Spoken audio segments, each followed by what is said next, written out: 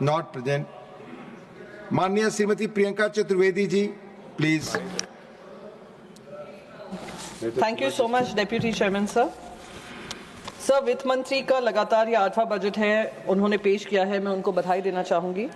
साथ ही साथ आम जनता को जो लगातार 8वें बार धोखा मिला है उसकी सुनवाई रखना चाहूँगी। धोखा शब्द शायद अनपार्लियामेंट्री अच्छा, उनके साथ बदहाली सर, पार्लियामेंट्री है, बदहाली पार्लियामेंट्री है तो बदहाली अपेक्षा है पार्लियामेंट्री। हाँ, पार्लियामेंट्री बदहाली सर। सर, वित्त मंत्री ने जब बजट पेश किया, उन्होंने 12 लाख तक का इनकम टैक्स की राहत जनता को दी, उसका मैं स्वागत करती हूँ।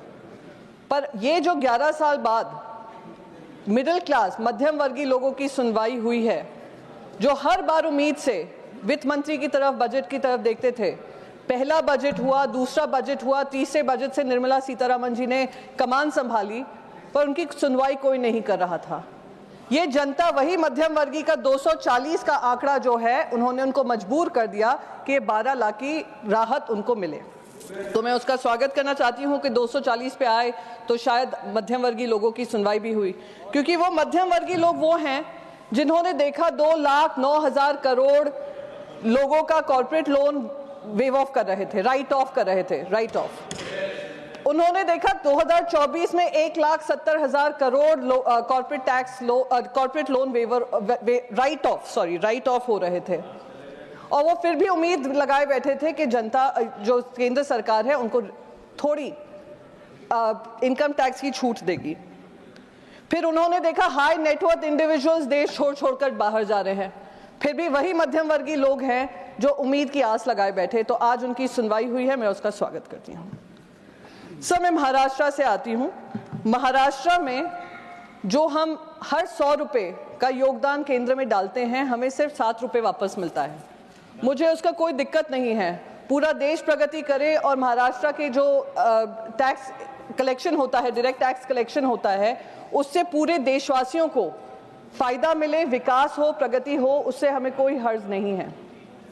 पर सर, जिस तरीके से बजट का इस्तेमाल सिर्फ और सिर्फ इलेक्शन पर्पस से करने लग गए हैं, उससे मुझे तकलीफ होती है।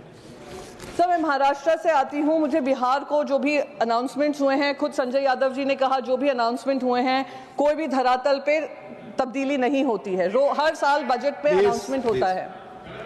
प्लीज, तो आप करेक्ट कर देना जब आपका समय आए। सर, उन्होंने इस बजट में न्यू कनाल प्रोजेक्ट्स अप्रूव किए हैं बिहार के लिए। महाराष्ट्र से क्योंकि आती हूँ, विदर्भ और मराठवाड़ा भी उसी उम्मीद से देखता है कि शायद हमारा भी नाम लिया जाएगा और हमारे भी जो इरिगेशन प्रोजेक्ट्स है उस पर ध्यान दिया जाएगा।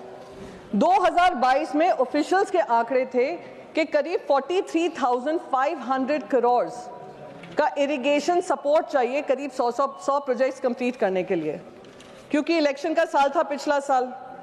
तो लास्ट ईयर सरकार ने 600 करोड़ का स्पेशल पैकेज इरिगेशन प्रोजेक्ट्स के लिए ड्रॉट हिट विदर्भ और मराठवाड़ा के लिए दिए।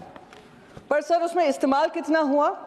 सिर्फ उसमें से इस्तेमाल हुआ 30%, 400 करोड़ जो रिवाइज्ड एस्टिमेट है, और इस टाइम पे कोई ज़्यादा एलोकेशन हुआ ही नहीं है।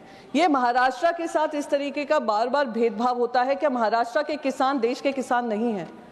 क्या महाराष्ट्र के किसान ने भी अपना खून पसीना नहीं बहाया है? जैसे आपका जो टैक्स कलेक्शन होता है जीएसटी के माध्यम से, डायरेक्ट टैक्स में तो जो देते हैं, जो इनडायरेक्ट टैक्स जीएसटी के माध्यम से हर वर्ग देता है, उनको राहत मिले।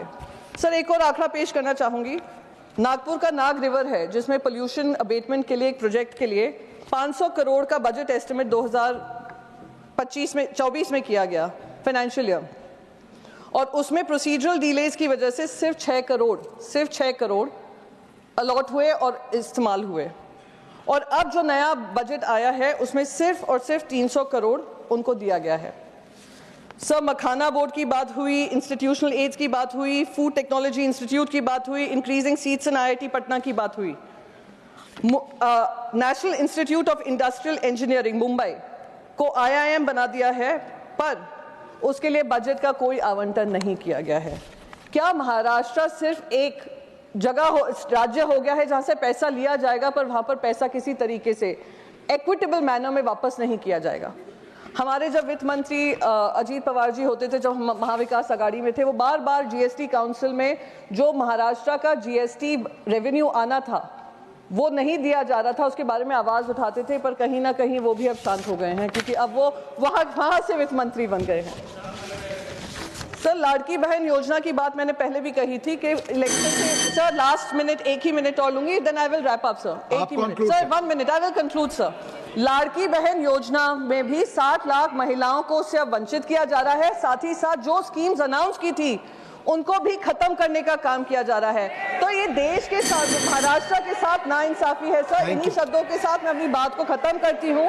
Thank you so much. जय महाराष्ट्र, जय हिंद।